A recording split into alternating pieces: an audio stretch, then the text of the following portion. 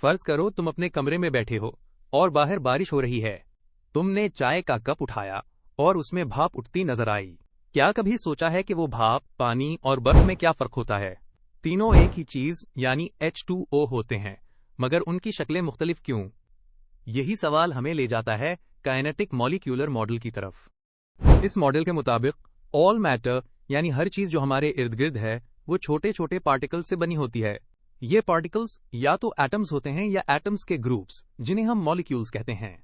Video में आगे बढ़ने से पहले वीडियो को लाइक करें, चैनल सब्सक्राइब करें और दोस्तों के साथ ये वीडियो जरूर शेयर करें। अब दिलचस्प बात यह है कि ये मॉलिक्यूल्स हमेशा हरकत में होते हैं। जी हाँ, हर वक्त, चाहे वो हमें नजर ना आए, मगर माइक्रोस्कोपिक लेवल पर ये इधर उधर टकरा रहे होते हैं। अब एक सवाल आता है, हमें कैसे पता चला कि पार्टिकल्स वाकई हरकत करते हैं? क्या हमने माइक्रोस्कोपिक कैमरा लगा लिया था? नहीं, क्लू मिला था 1827 में एक बॉटनिस्ट रॉबर्ट ब्राउन को। हुआ यूं कि वो पॉलन ग्रेन्स को पानी में देख रहा था माइक्रोस्कोप के नीचे, और उसे लगा कि ये टाइनी ग्रेन्स बगैर किसी वजह के इधर उधर हिल रहे हैं। किसी ने धक्का नहीं दिया, ना ही कोई हवा का झोंका आया, फिर भी हरकत हो रही थी। रॉबर्ट ब्राउन को इनिशियली समझ नहीं आया, लेकिन बाद में साइंटिस्ट्स ने एक्सप्लेन किया कि ये हरकत एक्चुअली पानी के मॉलिक्यूल्स की वजह से थी, जो इनविजिबल थे मगर रैंडम डायरेक्शन में मूव कर रहे थे। यही फिनोमेनन ब्राउनियन मोशन कहलाता है और ये काइनेटिक मॉलिक्यूलर मॉडल का प्रूफ भी है। चलो अब थोड़ा तसव्वुर करते हैं। अगर तुम आइस क्यूब लो तो उसमें पार्टिकल्स बहुत क्लोजली पैक्ड होंगे, मतलब मॉलिक्यूल्स एक दूसरे के साथ टाइट होते हैं और वो सिर्फ थोड़ा सा वाइब्रेट करते हैं अपनी जगह पर, इसीलिए आइस सॉलिड होती है। लेकिन जब वो मेल्ट होती है तो मॉलिक्यूल्स इतने क्लोज नहीं रहते और फ्रीली स्लाइड करते हैं, जिससे वो लिक्विड बन जाता है यानी पानी। और गैस में वहां मॉलिक्यूल्स बहुत दूर दूर होते हैं और बहुत फास्ट स्पीड में रैंडम डायरेक्शंस में मूव करते हैं। फर्ज करो तुम एक बहुत ही क्राउडेड कमरे में खड़े हो, जहां हर बंदा बिल्कुल तुम्हारे साथ चिपका हुआ है। कोई आगे पीछे हिल भी नहीं सकता, बस थोड़ा सा हिल सकते हो, लेकिन अपनी जगह छोड़ने का सवाल ही पैदा नहीं होता। यही हाल होता है पार्टिकल्स का इन सॉलिड्स। जब हम सॉलिड्स की बात करते हैं तो उनके अंदर मौजूद मॉलिक्यूल्स बहुत ही क्लोज होते हैं, जैसे कोई फौजी परेड में परफेक्टली लाइन में खड़े हों। इनको हम कहते हैं लैटिस स्ट्रक्चर। इसका मतलब यह है कि हर पार्टिकल की एक मुस्तकिल पोजीशन होती है और वो बस उसी जगह थोड़ा सा वाइब्रेट करता है, लेकिन हरकत नहीं करता।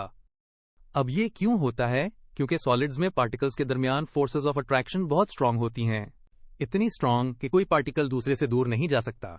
अब जब सारे पार्टिकल्स टाइटली पैक्ड हों तो जाहिर है डेंसिटी भी ज्यादा होगी ना, और यही वजह है कि सॉलिड्स की डेंसिटी बाकी तमाम स्टेट्स ऑफ मैटर से ज्यादा होती है। ये समझने के लिए एक और मजेदार एग्जांपल लो। सोचो तुम्हारे हाथ में एक आइस क्यूब है। अब चाहो जितना मर्जी शेक करो, वो क्यूब अपनी शेप नहीं छोड़ता। क्यों? क्योंकि उसके अंदर मौजूद वाटर मॉलिक्यूल्स अपने फिक्स्ड पोजीशंस पर वाइब्रेट कर रहे होते हैं, वो एक दूसरे को पकड़ के रखे हुए हैं। तो ये जो काइनेटिक मॉलिक्यूलर मॉडल है ना, ये हमें बताता है कि पार्टिकल्स हमेशा मोशन में होते हैं, इवन इन सॉलिड्स। फर्क बस ये होता है कि सॉलिड्स में वो फ्रीली मूव नहीं कर सकते, सिर्फ थोड़ा सा वाइब्रेट करते हैं अपनी जगह पर। इसलिए सॉलिड्स की ना शेप चेंज होती है ना वॉल्यूम। और अगर तुमने कभी माइक्रोस्कोपिक लेवल पर ब्राउनियन मोशन के बारे में सुना है, तो वो भी इसी आइडिया को सपोर्ट करता है कि पार्टिकल्स रेस्ट पर नहीं होते, हमेशा किसी न किसी तरह मूव कर रहे होते हैं। फर्ज करें आपके सामने एक बड़ा सा एक्वेरियम रखा हुआ है, इसमें पानी भरा है और कुछ नीचे एक्वेरियम ग्रेवल भी पड़ा है। अब अगर आप उस पानी में एक ड्रॉप ऑफ इंक डालें तो वो ड्रॉप आहिस्ता आहिस्ता पूरे पानी में फैलना शुरू हो जाएगी। ना स्टर किया ना मूव किया, लेकिन इंक खुद ही आहिस्ता आहिस्ता मिक्स होती जा रही है। ये क्या हो रहा है? ये एग्जाम्पल है काइनेटिक मॉलिक्यूलर मॉडल की, खास तौर पर लिक्विड्स के अंदर पार्टिकल्स की मूवमेंट की। लिक्विड में मॉलिक्यूल्स एक दूसरे के काफी करीब होते हैं, लेकिन सॉलिड्स जितने नहीं। जैसे अगर क्लासरूम में बच्चे सफ बनाए बैठे हों तो वो सॉलिड स्ट्रक्चर जैसा होगा, मगर अगर सब आजाद होकर अपनी जगह थोड़ा थोड़ा मूव करें तो ये लिक्विड स्ट्रक्चर होगा। यहाँ मॉलिक्यूल्स क्लस्टर्स में होते हैं, यानी ग्रुप्स में जमा, और एक जगह स्टिल नहीं रहते बल्कि आराम से मूव करते रहते हैं। उनके बीच अट्रैक्टिव फोर्सेस काफी स्ट्रांग होती हैं। मतलब ये कि मॉलिक्यूल्स एक दूसरे को पकड़ कर रखते हैं कि बहुत दूर न जा सकें, लेकिन इतनी आजादी जरूर देते हैं कि वो अपनी जगह बदल लें। यही रीजन है कि लिक्विड्स का वॉल्यूम फिक्स होता है, यानी अगर आप 1 लीटर पानी किसी बोतल में डालें या किसी बोल में, मिकदार एक ही रहेगी, लेकिन शेप बदल जाएगी कंटेनर के हिसाब से। अब चलते हैं गैसेस की तरफ। इमेजिन करें एक खाली रूम जिसमें परफ्यूम स्प्रे किया गया हो। थोड़ी देर बाद वो खुशबू रूम के हर कोने में पहुंच जाएगी। क्यों? क्योंकि गैस मॉलिक्यूल्स बहुत दूर दूर होते हैं और रैंडमली हर डायरेक्शन में मूव करते हैं, लाइटनिंग स्पीड से।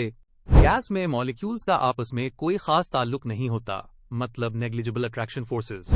वो बिल्कुल आजाद होते हैं, जैसे एक क्राउड जो रैंडमली भाग रहा हो, किसी डायरेक्शन का कुछ पता नहीं। इसीलिए गैस ना शेप रखती है ना वॉल्यूम। उसे जिस भी कंटेनर में रखें वो पूरी जगह ले लेगी। एक रिलेटेड कॉन्सेप्ट है ब्राउनियन मोशन। इमेजिन करें कि आप माइक्रोस्कोप से किसी लिक्विड सरफेस को ऑब्जर्व कर रहे हैं और आपको टाइनी पार्टिकल्स अजीब सी जिगजैग मूवमेंट में नजर आ रहे हैं। ये इर्रेगुलर हरकत एयर या लिक्विड के मॉलिक्यूल्स के साथ कांस्टेंट रैंडम कोलिजन्स की वजह से होती है। ब्राउनियन मोशन ने साइंटिस्ट को यह सोचने पर मजबूर किया कि पार्टिकल्स एक्चुअली मोशन में होते हैं, इवन जब हमें वो स्टिल लगते हैं। अब इमेजिन करें कि अगर हम एक लिक्विड को हीट करें, मसलन पानी को, तो जब हम चूल्हे पर रखकर उसको गर्म करते जाते हैं तो मॉलिक्यूल्स के अंदर की एनर्जी बढ़ने लगती है। वो ज्यादा तेजी से मूव करते हैं, इतनी तेजी से कि वो एक दूसरे की तरफ अट्रैक्शन को ब्रेक कर देते हैं और फिर वो लिक्विड से गैस बन जाते हैं, मतलब स्टीम या भाप। ये प्रोसेस इवेपोरेशन या बॉइलिंग कहलाता है। लेकिन अगर हम रिवर्स करें, यानी गैस को कूल करना शुरू करें, जैसे फ्रीजर में रख दें या नाइट्रोजन डाल दें, तो क्या होगा? मॉलिक्यूल्स आहिस्ता आहिस्ता स्लो होना शुरू हो जाते हैं, उनकी एनर्जी कम हो जाती है और फिर वो आपस में टकराने के बाद स्टिक करना शुरू कर देते हैं। यही वो पॉइंट होता है जहां गैस लिक्विड में तब्दील हो जाती है।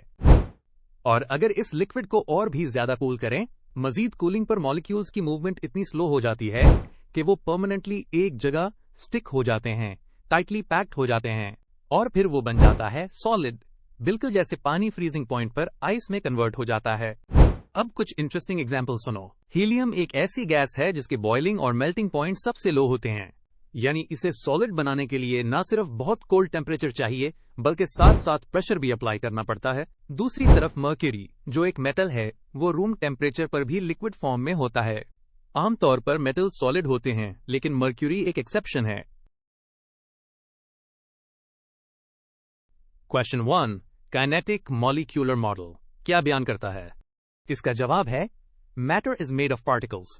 क्वेश्चन 2, ब्राउनियन मोशन का सबसे पहले किसने मुशाहिदा किया? इसका जवाब है रॉबर्ट ब्राउन। क्वेश्चन 3, सॉलिड्स की शक्ल क्यों मुकर्रर होती है? इसका जवाब है पार्टिकल्स आर टाइटली पैक्ड।